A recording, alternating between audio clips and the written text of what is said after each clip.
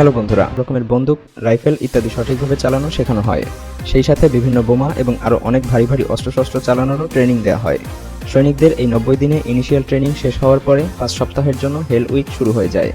এই ধাপে সৈনিকদের মারাত্মক বিপজ্জনক টাস্ক কমপ্লিট করতে হয়। এই টাস্কে 25 কিলোমিটার দূরে থাকা লক্ষ্যবস্তুতে নিশানা করে সঠিকভাবে গুলি ছুড়তে হয়। তারপর এসব সৈনিকদের জঙ্গলে সার্ভাইভালের ট্রেনিং দেওয়া হয় এবং ইন্ট্রোগেশন থেকে রক্ষা করার জন্য ট্রেনিং দেওয়া হয়। এই সকল ট্রেনিংয়ের মধ্যে সবথেকে কঠিন হয়ে থাকে 36 ঘন্টা ধরে কোনো খাবার না খেয়ে সোজা হয়ে দাঁড়িয়ে থাকা।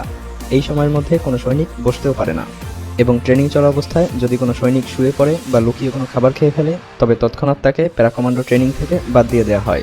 একটানা 36 ঘন্টা ট্রেনিং সম্পন্ন করার পরে সৈনিকদের 100 কিলোমিটার পর্যন্ত দৌড়াতে হয়, যা অনেক কঠিন হয়ে থাকে, যাতে 30 কিলোমিটার পথ 2 বার এবং 10 কিলোমিটার পথ 4 বার দৌড়াতে হয়। আর এই 100 কিলোমিটার পথ দৌড়াতে সময় লাগে টানা 16 থেকে 17 ঘন্টা।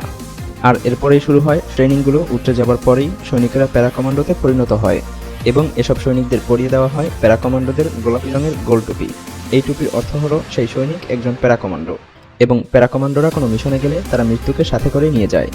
ভিডিওটি ভালো লাগলে লাইক করতে পারেন, এবং আপনি যদি এমনই রহস্য, রোমাঞ্চ, আনকমন আর ইন্টারেস্টিং ভিডিও দেখতে পছন্দ করে থাকেন তবে বিবর্তন চ্যানেলটিকে এখনই সাবস্ক্রাইব করুন এবং পাশে রাখা বেল আইকনটি প্রেস করুন।